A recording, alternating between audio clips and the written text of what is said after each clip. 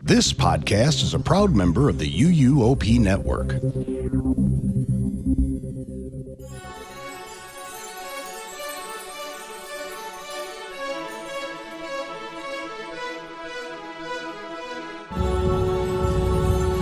This is episode 724 of the unofficial Universal Orlando podcast for July 22nd, 2026.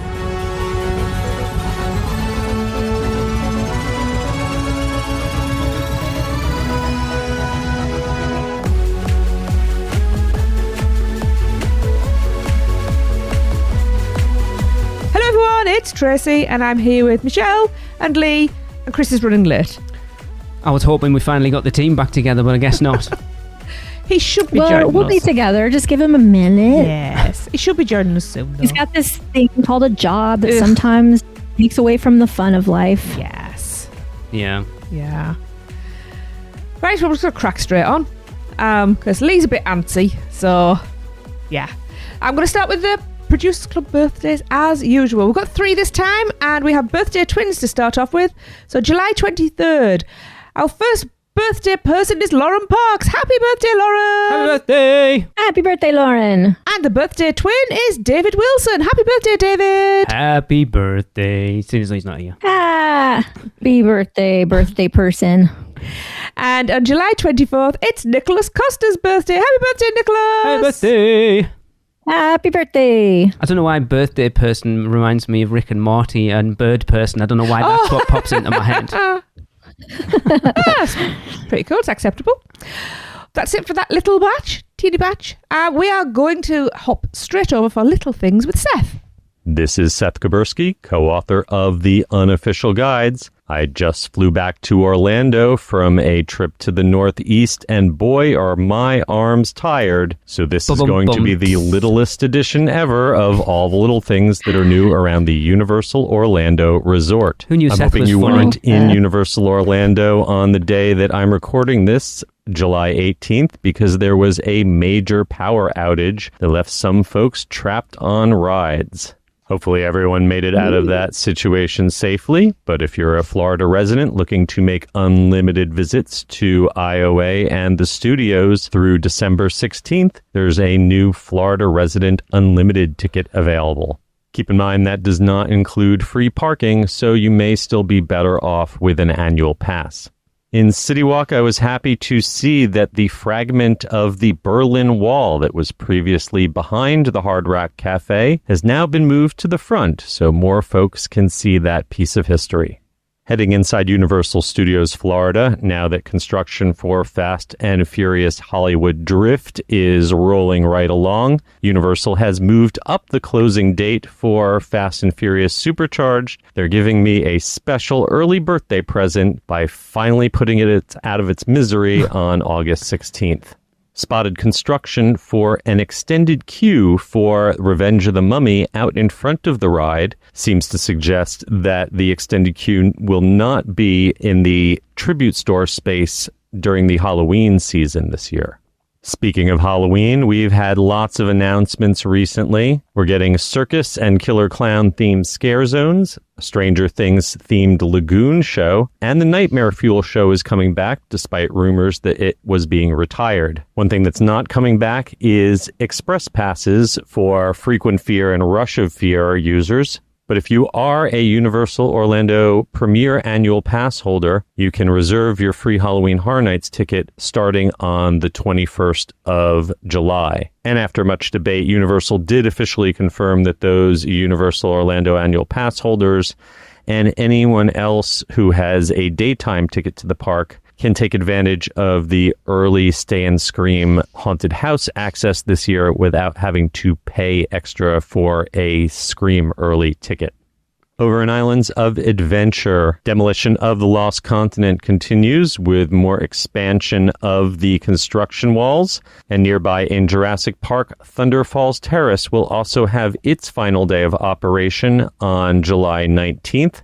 It's ending its life as a quick service location and will soon be reborn as a table service restaurant. If you're a fan of ice cream, Universal Orlando celebrated Ice Cream Day on July 19th. But if you're lactose intolerant like me and looking for a dairy-free substitute, Universal sent out a reminder to me that you can get Dole Whip at both Universal Studios Florida in Schwab's Pharmacy and now at the Chill Ice Cream in Marvel Superhero Island. That location not only has the classic pineapple Dole Whip, but you can also get lime and strawberry. Ooh. Finally, we'll finish up at Epic Universe, where the Untrainable Dragon show is going to be down for a refurbishment from September 15th through the 20th. And if you're sticking around Epic until closing to see the fantastic new Celestial Good Night show, here's some good news. Both Pizza Moon and Astropub are offering mobile pickup locations, so even after most of the restaurants in the park are closed, you can still pick up a dessert like a satellite shake. All right, that's going to wrap up this bite-sized edition of All the Little Things. As always, you can find me and my 2027 guidebooks now available for pre-order at theunofficialguides.com. And until next time, I'm Seth Kaburski, keeping an eye on all those little things for you. Cool. It was little things, but there was actually quite big things in there. Big things in the little things. Big things in the little things. So I don't know whether either of you specifically saw the power outage stuff, Tracy. I know you did. Yeah. The Jimmy Fallon ride that went down, and they had to get the local fire department to get people out of that attraction, of all the attractions. With harnesses Jimmy Fallon. and pulleys.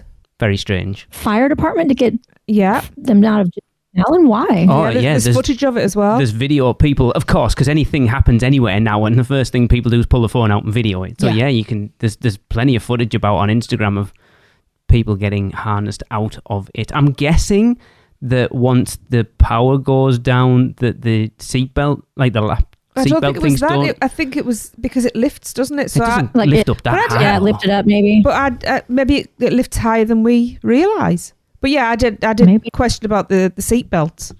Very odd. If the power goes out, do they not release? Because that's obviously a pretty dangerous thing. That can't be right. I'm actually slightly disappointed. I was hoping, because wasn't Fast and Furious Supercharged, didn't they initially say it was closing next year? Yes. And now they're suddenly closing it next month. Oh. I'm actually sad. slightly disappointed because I was hoping to get one last ride on it. Yeah. I mean, you could. I'm trying to think if there's ever anything at Universal that I've managed to ride knowing that it's going to close. Because I never got a chance to ride Rocket. I went over and the single rider line was closed off, so I didn't manage to get a last ride on it. I think Twister. Jaws we didn't. Twister we did. Twister we did. We did the booth tour. Michelle, have you ever ridden anything at Universal knowing that it's like sort of in between the closing date being announced and it closing? Disaster? Maybe Terminator? So no, we didn't. We did That's Terminator. We probably all. didn't know it was closing because I was gutted. We both fell asleep and got woke up by the seat drop at the end. Yeah. Yeah, it's an interesting thing. It would have been nice to have gotten one last ride on it before it closed. I'm slightly You say disappointed. nice. I don't mind it. I've told you I really? don't mind You it. didn't know that? Seth mentioning the Mummy extended queue coming out in front of it because of the tribute store. Well, that facade is already starting to go up for the tribute store this year. Yep. I'm excited for it to be back at that location. Last year was terrible. The worst tribute store they have done since tribute stores started showing up for Halloween Horror Nights. Even going back to that first one in 2015 that was just in the Twister shop, wasn't even a proper tribute store, was better than last year's. Pretty all right, that one, actually. I like the OG location. Yeah. I agree. So then getting into controversial topics, I wanted Chris here for this. It's not something I don't think any of us buy, but the Frequent Fear and the Rush of Fear without express option this year. It's funny. So I'll speak about your co-host, Michelle. I saw Kenneth's Facebook post not long ago, and it's like, it was a really tough decision, but I've decided to buy Frequent Fear without express this year. I know it was hard, but I'm decided that that's what I'm going to do. I haven't. So I've been at work obviously all day and rushed straight home to do this. So did the prices go up incredibly? Is that what the problem is? No, they have removed the Express Pass option from when multi-night tickets have been released. They are not releasing Frequent Fear with Express Pass or Rush of Fear with Express. Oh. I wonder what that's all about. It's a very interesting thing because I was talking to Kelly about it the other day, and she's like, oh, they've got to be prioritizing guest experience. And I'm like, Universal don't prioritize guest experience over making money. So there's got to be more to it than this. Mm-hmm. I just don't know what that is. Maybe they really are, though, because there's been so many complaints about the Express Pass lines getting worse and worse over the past probably 3 years, that I wonder if their sales went down last year. Because a lot of people complained last year, didn't they, that they were overly prioritizing Express over standby, which is expensive. Because there's and it's really hard for them to gauge when they have people with these multi-night passes with Express. It's hard for them to gauge how many they can sell on top of that, and so then we get these problems with increase, really big Express Pass lines, which causes then the standby queue to back up, and it just creates a not good experience for anybody. So maybe they're actually getting rid of the bottom line on that and trying to go back to what makes everybody the happiest, which I would like to believe they would do something like that eventually. I wonder if this is like going hand in hand with a decision to have the houses earlier in the day, which is very controversial. I still don't really understand that. Because it sounds like what they're trying to do is dissipate the crowds a little. And they think that by starting it earlier with the early access and then getting rid of these Express passes, it's going to help. But I actually think it's all just going to make it worse. I wonder how many people actually buy those frequent fear and rush of fear with Express or the Ultimate. I wonder how many people actually buy them, because obviously it's only locals. Don't they sell out? I'm pretty sure they sell out pretty much every year. Really? Yeah. See, so the average person who lives locally who's going to buy one of those multi-nights, say the Ultimate frequent fear with Express, and they're going to go 20, 30 nights a year, that person then now isn't going to offset that and go and buy multiple nights of Express, because those Express passes, I think they start at like $200 a night, and that's a quiet night at like the beginning of September, whatever. They go up to like $260, $270. So you maybe the average person who would buy that Ultimate frequent fear with Express would maybe look at like, how much is this and how much do I like compared to last year? Say the price goes up a little bit. What's the difference between that and that? It's, I don't know, $400. All right, I can afford to buy 2 nights of Express. I don't think they're going to make any more money out of it. If anything, they would lose money.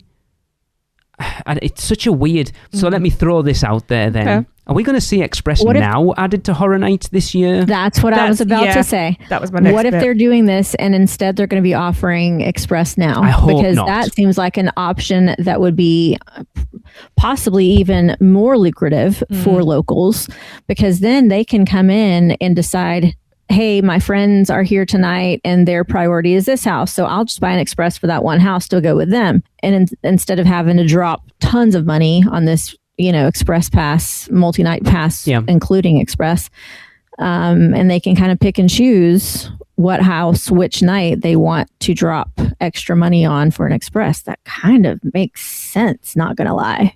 How much do we think? See, they're going to be tiered as well, aren't they? Do you think they would just offer it for? So what do we think from the 8 houses we've got now? What do we think are going to be the 5 Nights at Freddy's in the WWE this year? Like Stranger Things will be 100%. I'll be honest. I think it's going to be pretty popular. I'm looking forward to that. I really like that movie. I think there's a lot they can do with it. There's a dark horse there that we haven't had announced. We'll leave that because it's in the show notes later, because I think we're getting it tomorrow as far as we're recording. I think that might be, because I think that house is this year's Why It's 6 house. I'm excited for that. and honestly, I know the announcement's going to be tomorrow, but this will come out after tomorrow. Yes, it will. You're right. That's how it works. Yes. All right, smart ass. But I think that if they didn't do this, it would be a big misstep on their part. Michelle, do you know what house we're talking about right now? Yeah. Yeah, Yeah, it just... Because it's also, if you look at the construction for Fast and Furious Hollywood Drift at this point, it is going through a lot of those queue areas from last year. I think I've said it before, that whole section where Terrifier was, that backs like to the far right section up against the Hogwarts Express, that whole outdoor section, that's all gone. Queue out there. Yep, that's all gone.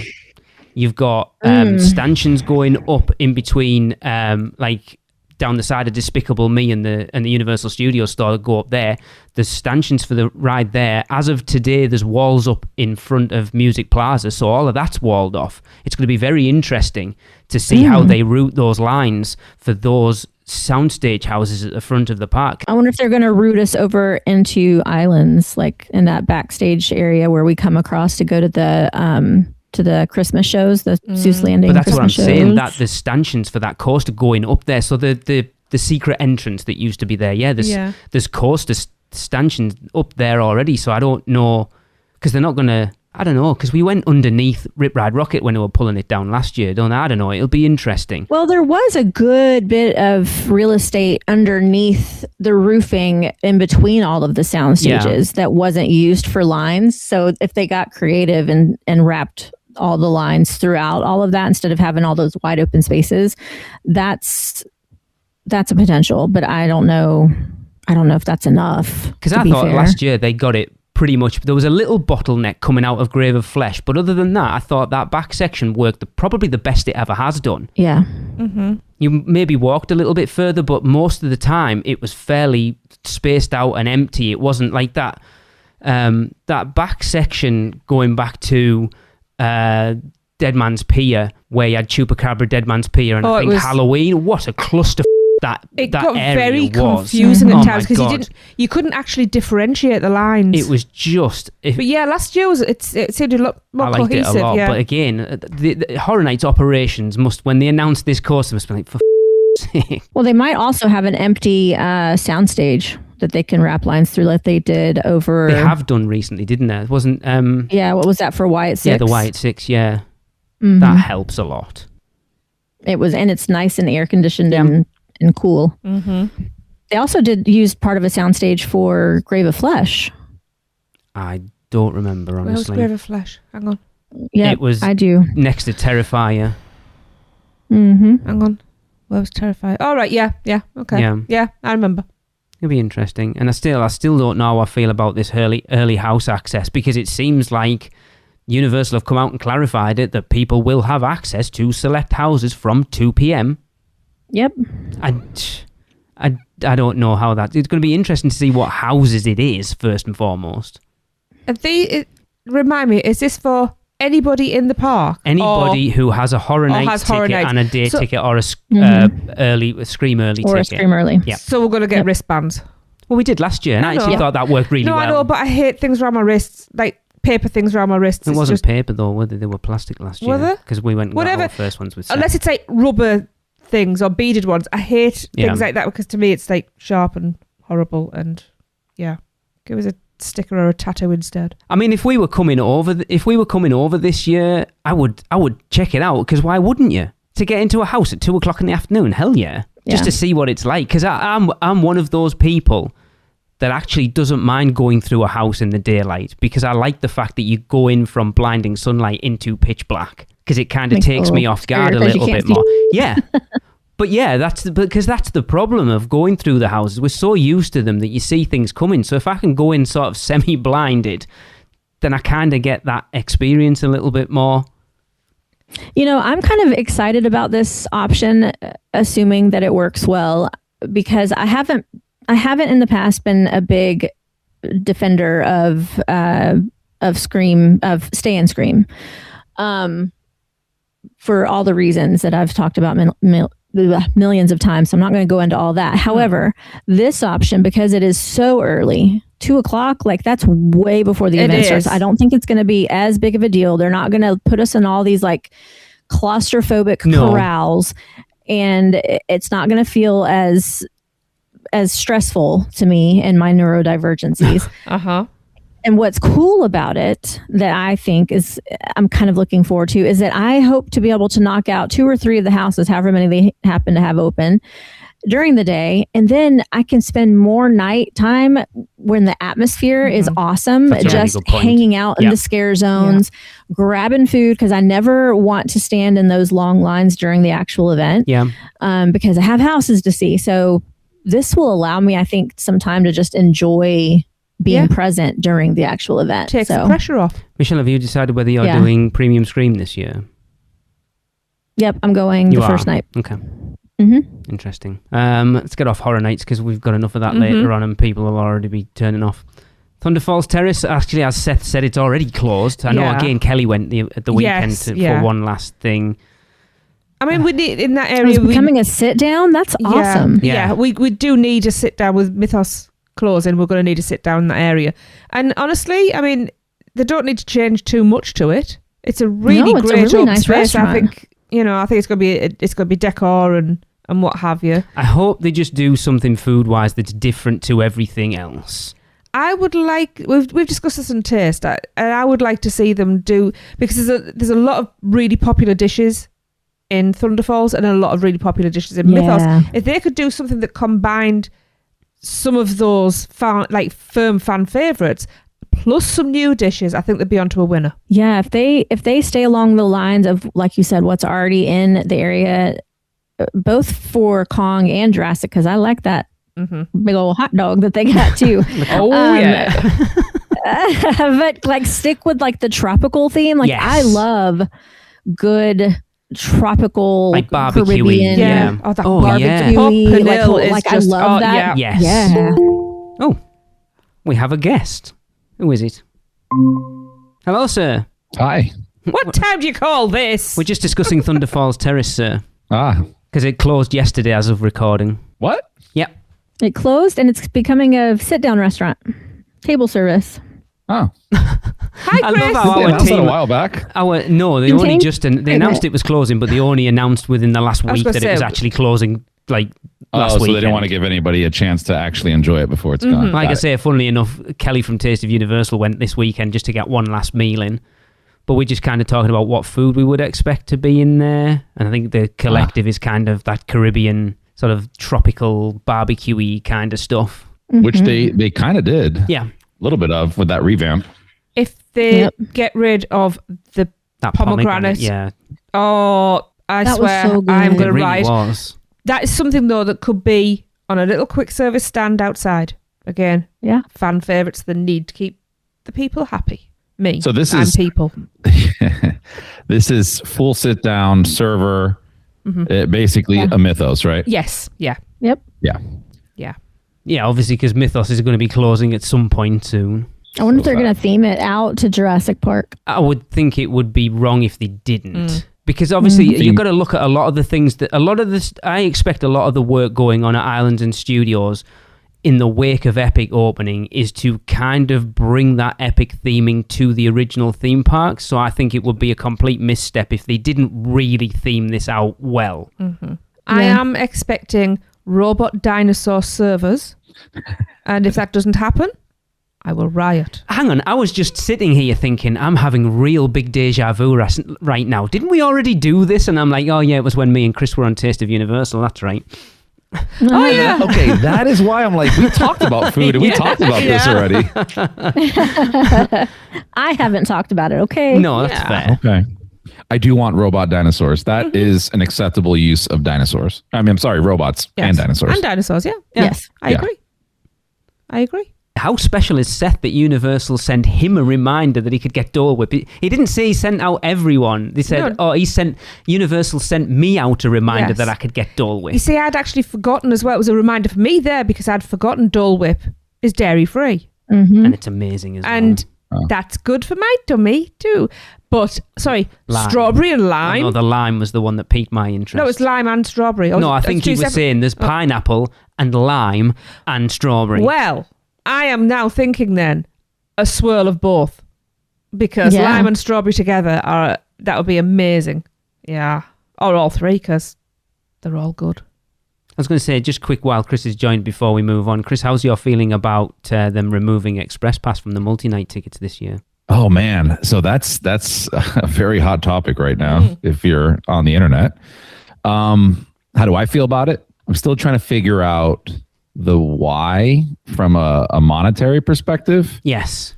I think I got it, right? Because like anytime they do something, I'm that pessimist that like looks for the true reason why you did it, not just to be like, oh, here's some marketing material.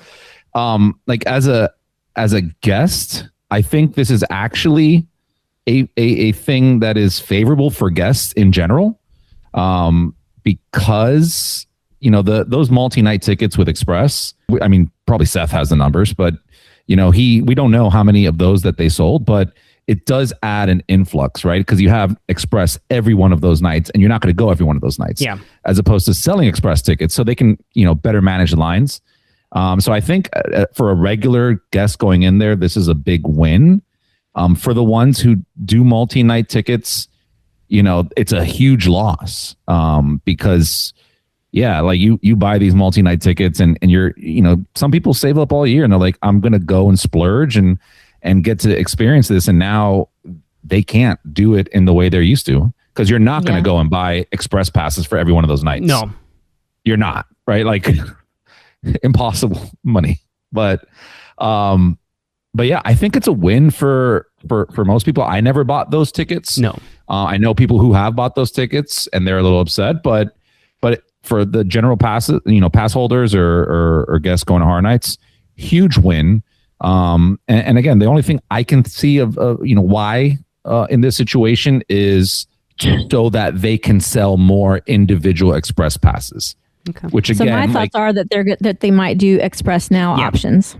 That's what we were talking about before you came on. Which I think would probably be kind of nice for locals, because then they can spend less money and just grab the Express passes for the houses that they want to do each night. Or like Kenneth, for instance, when he goes in, he quite often goes in when he has like a group of friends going and they just have Express passes, and he can be like, well, I'll go do this house with you and only spend $20 as opposed to whatever it costs. That's not a bad thought. Actually, that's a very good kind of opinion on that. I still think it's more favorable for them to sell whole night Express passes. Probably.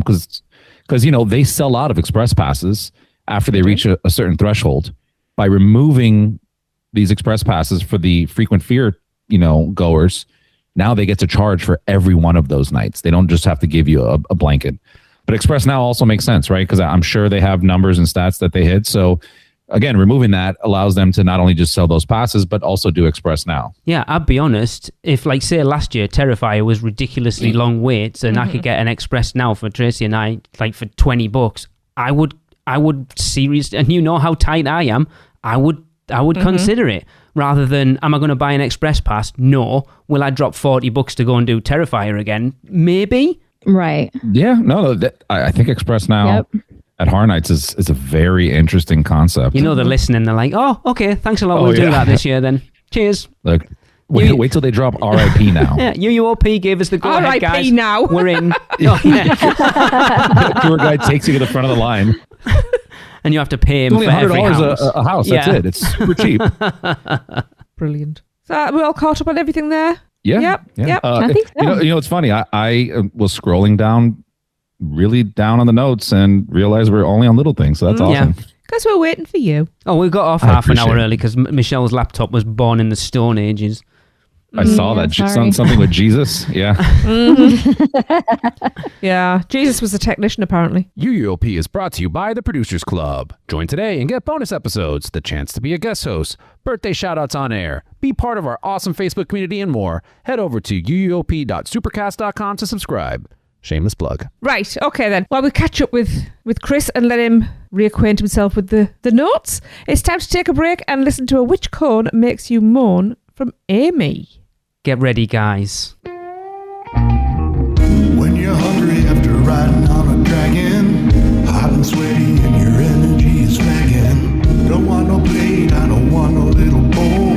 Wanna use my tongue and my heart and my soul.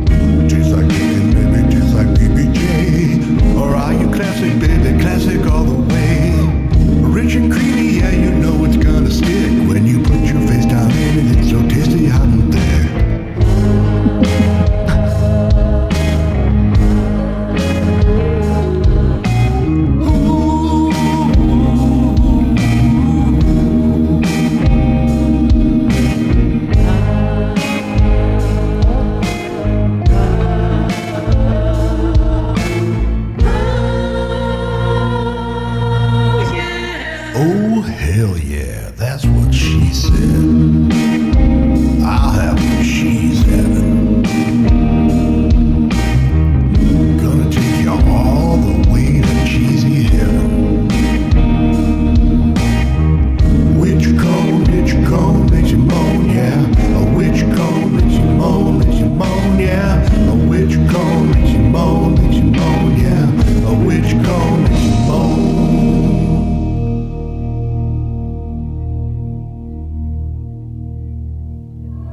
I'm doing a which cone makes you moan.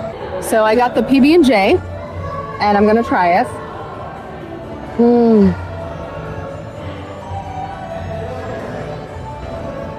Let me get some of the meat. All right. That's what she said. I have to get a bit of. I need a big piece of meat in my mouth. Yes. Wow. I warned you. That's actually really good. Do you want to try it? It's really good. Oh my god. Yeah. And we're sitting in Meat Hall right now. So. Oh wow. It's like savory and sweet. And you get the milky goodness of the macaroni and cheese and the bread. So it's got the. Oh my god. Oh, that's so good. Oh my god. Oh, Jesus Christ. Okay. Yeah. So this really hit the spot. That's what she said. Yeah. It's my birthday today too. And Russ said he wasn't that hungry. So I was like, okay, well, we'll share this because it's a big cone. So I've had the mac and cheese one, just the mac and cheese. It's really good, but I would say maybe a 4 out of 5. This is a 5 out of 5. The meat fell on me. No, it fell on my... In your lap. In my lap. The meat fell in my lap. All right, so I had to get a bunch of the sweet meat and eat it. And it was amazing because that pork sweet meat on top of that creamy, milky, squishy, gooey. Warm went down your chin on your chest. Warm went down. Yes! It went down on your chin, on your chest. And then, so it was like, oh. I don't know if it's quite an orgasmic bite, but when you're really hungry, yeah, like I said before, it definitely hits that not G-spot, sorry, hits that spot. But yeah. So does it make me moan? Yeah, it was satisfying. Was it the best ever? No, but it was very satisfying. And I'm fine with it. As long as you're satisfied. Amie, Lara. That is a review. Hell yeah. As long as I'm satisfied. I like that. As my mother says, as long as it fills a hole. So, Hey. she's going to be spearheading our cone eating contest that we do for the Weekender. I should not have expected anything less from Amie Lara. Having had her on the podcast and actually spent time with her, I should have known what we were getting. Yes. Because, wow, I was blushing editing that. Oh. Might make it my ringtone. Yeah. Well, that was definitely an experience. That was awesome. Okay, so if you want to let us know which cone makes you moan, head over to Isle of Burke at Epic Universe and grab one or all of the cones available at either Hooligans Grog and Gruel or Spitfire Grill and eat them. Once you're done eating them, or even while you're eating them, just like you heard, record yourself rating each one out of 5. 1 being, oh, hell no. And 5 being, oh, hell yeah. And send those recordings to us at podcast@uuopodcast.com, and we'll play them on the podcast and add them to the tally. Now, questioned on the podcast why Universal doesn't host their own after-hours events at the parks. Well, they recently announced Universal Nights at Epic Universe, a new limited capacity after-hours event. And tickets go on sale August 13th. The current event dates are October 3rd and 17th, 2026, and all attractions and experiences will be open during the event from 9 p.m. to 12 a.m., but guests will be able to enter the park from 7 p.m. Things that will be available include character meet and greets, make fun memories with character appearances throughout the park, unlimited snacks, dig into berry-flavored Celestial popcorn, and crispy kimchi bao at Celestial Park. Coca-Cola beverages. Enjoy refills in a provided cup from any Coca-Cola Freestyle location. Prices start from $179 per night per person, plus tax, and it's age 3 and up. How do we feel about this, guys? I'm okay with it. It's an after-hours event, so yeah. $180. No skin off my back. Well, you don't have to buy it. Yeah, I don't like this. It feels cash grabby. Yeah. Yeah, but it's kind of like, I mean, do you think that Mickey's not so scary and and well, not just the holiday parties, but the after hour parties that they do at Disney are cash grabs? Or do you think they're fun? No, I think because the difference is we can get into, like when we've done the Christmas party and the Halloween party, we can get in at 4:00. Yeah. Is it 4? Yes. Yeah. Oh, wow. Yeah, but that's also a completely different event, right? Like this is not a different event. This is just it's just low the park. crowds. Yeah, you're right. And Well, but it also includes food and a freestyle. it includes snacks. See, Let's not say right. food because I didn't say all food. I said it includes food, like some food. So are we assuming that it's just those 2 items, or is that because it says unlimited snacks, it'll be more. berry flavored celestial popcorn, but it doesn't say. If I was wording that, it would be dig into berry flavored celestial popcorn and crispy kimchi bao at Celestial Park, plus other snacks available throughout the park, and it doesn't say that. They haven't given a lot of information. There's no way it's just those 2 things. That's too weird. I would eat my weight in kimchi bao, to be fair. If I was paying $180, yes. That's where you'll find me. You guys go on If I ride had rides, the money to I'm do here. it, I would do it. I like this kind of stuff. Yeah, I like exactly. I like staying late at night, which the parks typically don't stay That's a open good late at point. night at Universal. So I love being at the parks at night. It's going to be less crowds because a huge portion of people are going to have the opinion that you guys do, which is that's too much money. I don't want to go for 3 hours for that price. So it's going to be fewer people. I think it would be a fun 3 hours to be there. So just 3 hours. That's the perspective. It's 3 bloody hours. See, let's put it into. How much did you pay for your BTS concert ticket, Tracy? £95 one night and $130 the next. So about there 100. you go. And I paid no less that just for the ticket than $300, and the concert is 2 hours.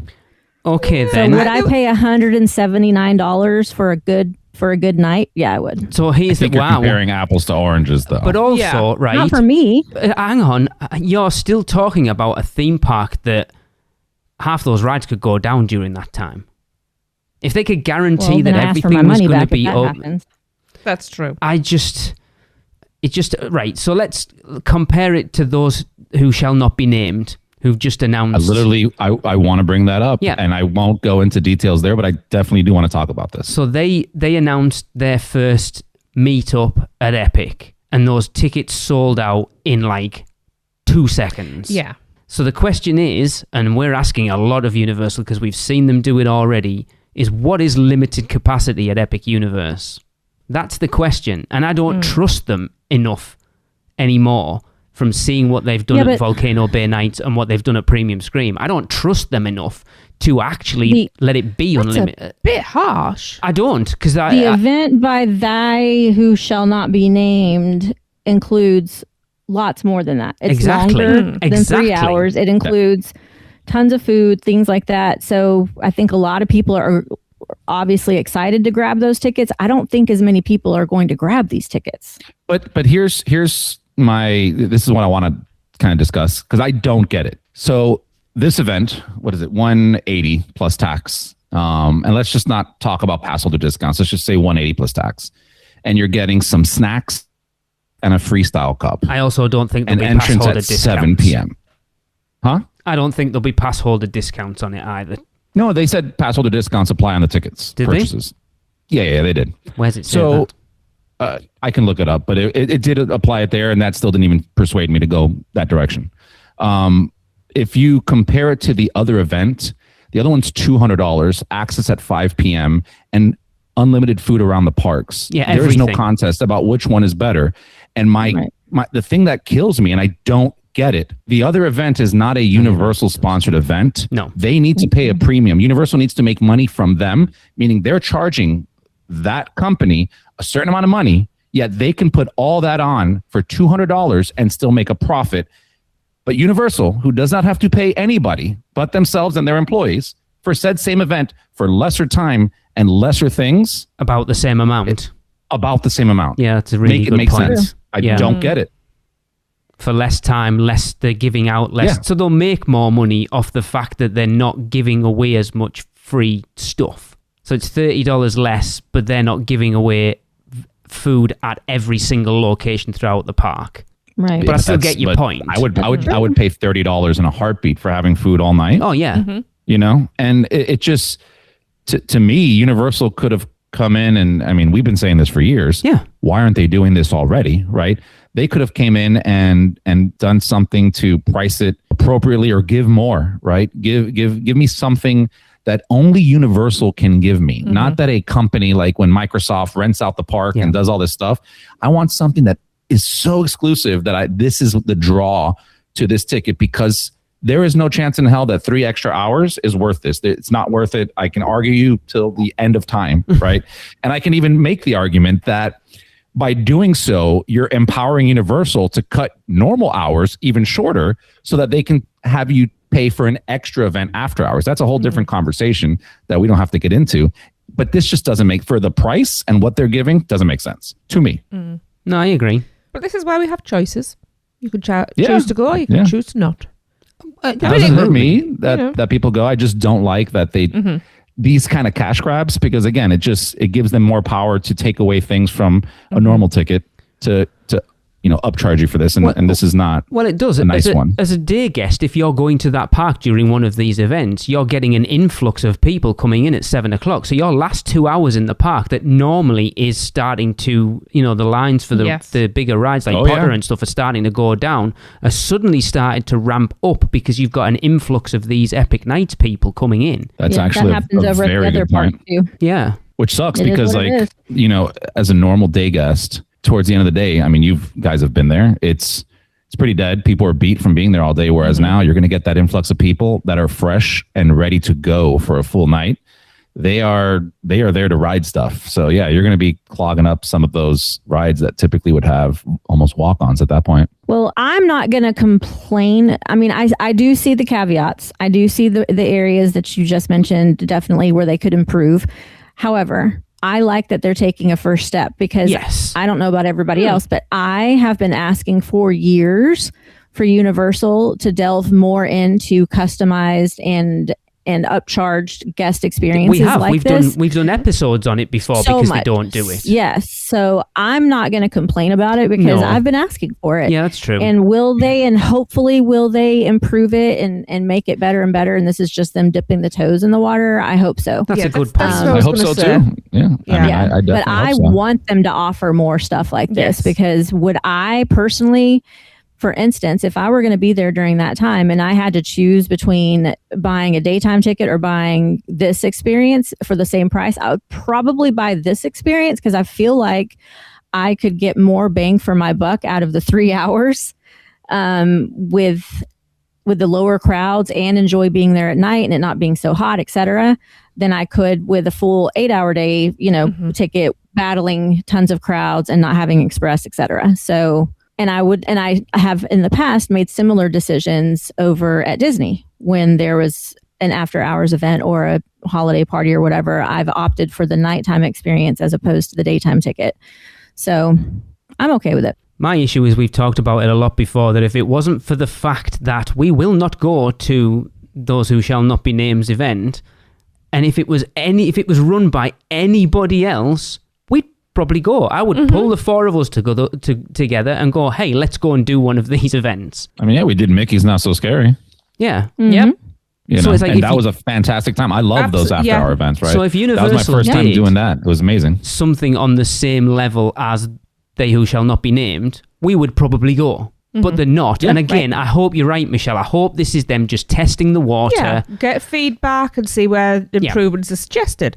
Which, to me, like Michelle says, that just seems like that's what they're doing. It seems to be the sensible thing to do. Let's roll out a basic thing and see where we go from there.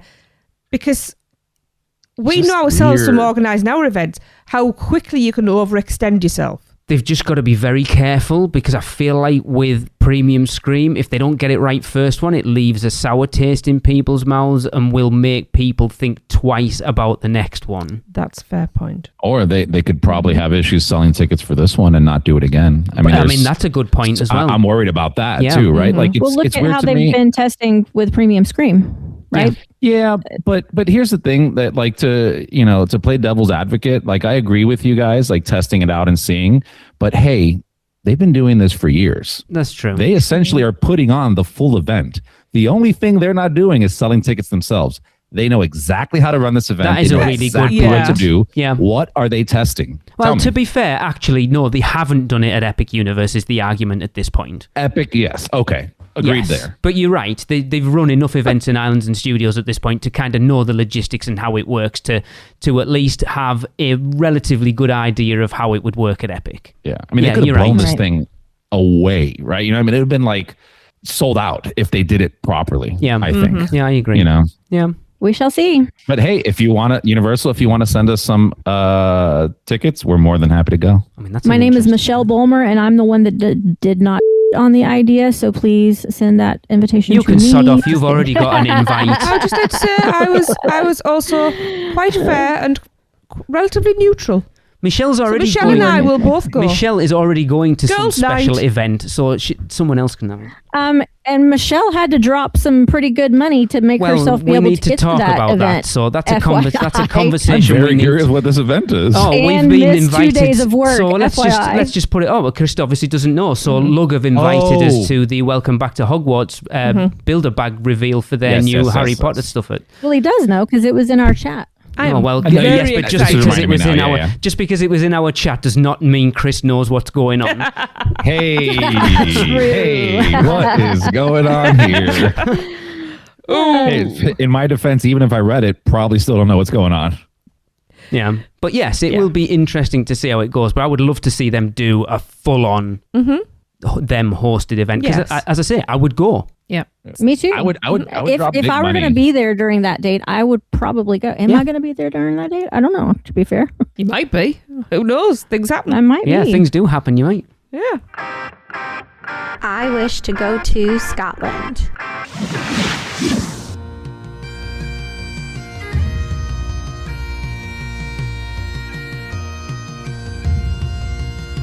They may take our lives, but they'll never take our freedom! Where can our vacation wizards take you? Just tap the port key at portkeyvacations.com and let the magic begin. Right, well, keeping in the same vein of things, we've had a ton more Halloween Horror Nights 35 announcements, so let's get into it. Yeah. The first show announcement of the year was Nightmare Fuel Blood Noir. Embark on a dark musical journey and resist temptation as death-defying stunts lure you deeper into a vampire-ridden metropolis. I am super excited for this. And also off the back, have you guys seen the person who's replacing the contortionist this year? The Nightmare Queen? No, there is a guy called Ozzy Blood, and he is a sword swallower. So I found a lot of people have been posting about it. He announced it. Yeah. He has some like curved steel rods that he pushes. They're like spirals. That he pushes up through those little holes at the back of your throat, up there through his nose and like spirals them round. What? It's crazy. I saw some stuff about this. Now. I did not know he was the one replacing. Yes, amazing. I cannot wait to see him. And I love the vampire theme. Yes. I'm just so excited for it. Yeah, I just hope they change it enough and really do a better job at storytelling. Well, it's not the Fuel Girls this year, is it? Is it not the Fuel Girls at all? The Fuel Girls have said they're touring elsewhere, so it is not the Fuel Girls this year. Is Benji still going to be there? Okay. Yeah, because she's not a Fuel Girl. I'm just checking. Yeah. I love Nightmare Benji. Queen. I love the Fuel Girls. Don't get me wrong. I love them to death. The shows they put on are fantastic. Yes. It's just got, I think we all agree, a little repetitive by the end. Yep. I think most people agree with that. So this is something completely different. Yeah. Just kind of keeping that excited. Nightmare Fuel. Yeah. Yeah. Awesome. Yeah, they're just keeping it. Nightmare Fuel has just become the brand now. Yeah. Yeah. That's I'm here for it. Cool. I hope they get rid of the whole nightmare storyline altogether. I think they will. By the sounds of that, it is going down this vampire that's what the thing. third iteration of Yes. it. Yeah. And I like them. I'll watch them. I like If them. a bed roll out on the front stage, I'm going to lose it. Yeah. Right? Put that damn book away. Please put her Or back whatever to sleep. the hell, whatever the prop is. Yeah, we don't need a clock. We know how to wind a clock up. People don't have them. They use the phones nowadays. Come on. True. That's the update. They're using a cell phone. Oh, goodness. All right. And then up next, we just got an announcement about the Lagoon show. And oh my God, I'm so excited. I thought you would be. The Lagoon show this year is going to be called Stranger Things Return to Hawkins.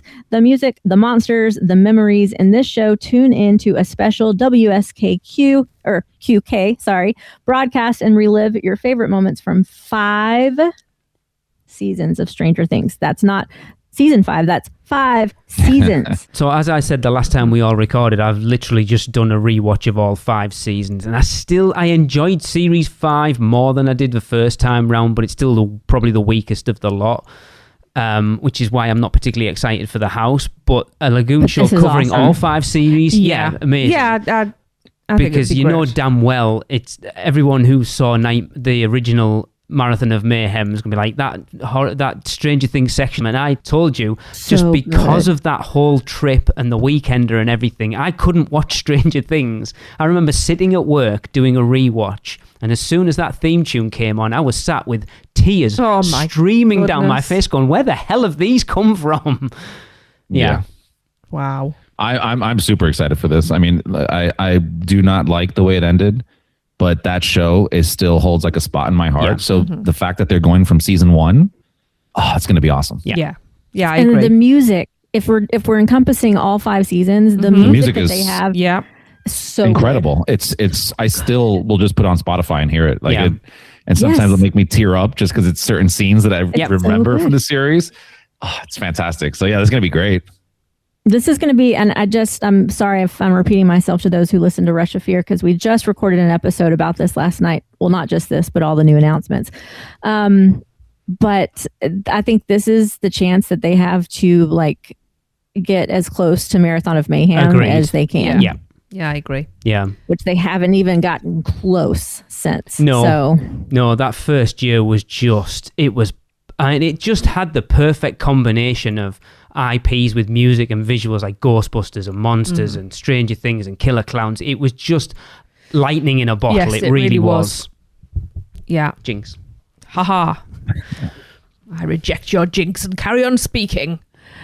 We have also got 3 Scarezone announcements. Infernal Carnival of Nightmares. Jack and Dr. Oddfellow invite you to step right up and see what horrors hide in every shadow at a sinister spectacle decades in the making. So this is at the front of the park as far as I'm aware? Yeah, it's got to be. Yeah, this is at the front of the park, which actually it looks like the scare zone comes as far as the stanchions and things go. It comes all the way right up to the entrance gates this year. Nice. So I think this is going to be a pretty dang awesome year for scare zones. I'm so excited. I mean, as we know, it's Icon. All right, next up we have Sideshow of Decay. Cindy's time has come. With Dr. Oddfellow's dark sorcery, she opened a portal in the carnival's junkyard, using it to resurrect decayed nightmares from the past that are back to haunt you. And this is Hollywood, because most of the props are already up by the looks of it. Someone remind me, who's Cindy again? She is the caretaker's daughter. Okay. I knew she was something to do with the icons, but I couldn't remember who she was attached to. Okay. Yeah. Again? I think she was supposed to, it was, Michelle, you probably went over this, but 2007, 8 is when they were doing this originally. I'm terrible with numbers. Even though Kenneth just talked about it last night, I cannot recall that. She's had cameos here and there, but never gotten to be the star of the show like this. That's cool. That's really exciting. And a little point, something I wanted to point out to you guys that I did last night was, since we're entering in the park into the carnival, right? You turn right down Hollywood, and that's the sideshow. And if you think back to the beginning of HHN, where what did they have instead of scare zones? They had the midway of the bazaar with all of the freak show, sideshow stuff. So I really hope we see some of that stuff kind of resurrected. Cool. Yeah. In this, where this is, it's the sideshow, right? This is where they keep all of the freaks and the more sinister side of the carnival. I love that theming. I love the way that they've planned it. I love that they put them side by side like that. Yeah. It's so brilliant. It definitely feels like it's kind of almost a legacy event, because we've got these old characters, but then we've got Cindy she's now grown up and is part of it rather than being like a little minor character. So we've got like the next generation from this whole legacy coming through, and I'm really liking this. It's exciting me because it feels very much like 25, and that Icon Alley in Hollywood that year is the best scare zones I have ever experienced. Yeah, we spent a lot of time in that. Love it. Yeah. Get ready, guys, because Tracy's about to lose it. Can it get any better? I mean, this is it. There are no other scare zones. This is it. This is the only place you will find me the entire time. Clown around and find out the killer clowns from outer space are coming to the streets of Universal Orlando. Halloween Horror Nights. I'm so excited. I'm so excited. That's I can't how excited even you are. speak. I know Mike Aiello came out and said something that the reveal isn't the biggest revelation, so I don't know what that means. I'm already planning my outfit. I am I'm not even going. What are you talking about? In case you haven't noticed, I can wear my outfit They didn't announce this as a scare zone. No, they didn't. You're right. It just says coming to the street. But there's certain props already up in sort of the New York sort of round Sting alley that look very killer clowns. Yeah. Yep. Yeah, so. I thought initially, I didn't think it was going to be a scare zone. I thought maybe it was a roaming. They did it already. Yeah. They did a house. They did a scare zone, right? So what else can they do? One thing could have been a roaming horde. That would be with amazing. Killer clowns, because that makes sense, right? The synergy of clown. I'd like Terrifier last year, I guess. Yeah. I also read, I forgot where, maybe Reddit or something. Somebody was showing, they're putting stuff together to have it possibly as like a sideshow that they do, similar to that of the Megans that they did, like that. Okay, that like a flash mob thing. Yeah, like that would make more sense to me. true. I don't think it's going to be a traditional scare zone because they did it and within way too soon of a time span. So I think and especially Mike dropping that, like, that's not the full reveal. I think that even tells us more so that it's not going to be a scare zone, that it's going to be something more than that. So fingers crossed.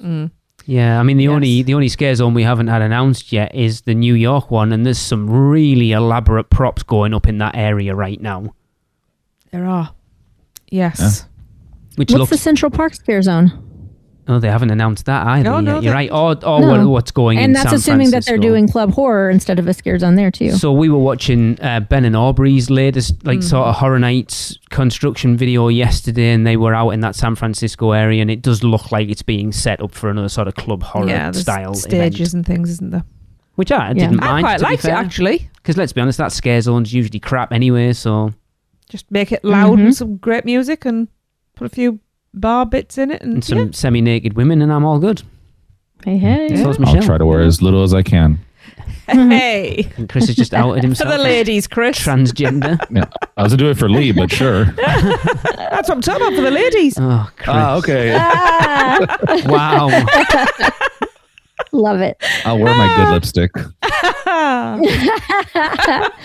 All right. Moving on. And finally, today, as of recording, Universal put out a teaser for tomorrow, the 21st. We think it will either be multi-night tickets or the leaked Ozzy Osbourne house. So someone at Pandora's getting their ass kicked and probably lost their job. Oh, yeah. Because that is one serious leak, by the way. Yeah.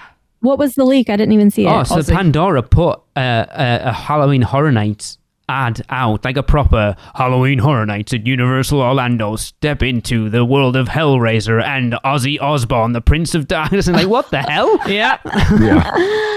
That's funny. Which, again, with the way marketing is these days, you never know if that's intentional. Like, I don't know whether they would do that intentionally. I would not put it past them. Look how much buzz and talking people were doing from a leak. Yeah, but wouldn't they just do it just as much if they announced it? No, I think you get that hype machine amped up more.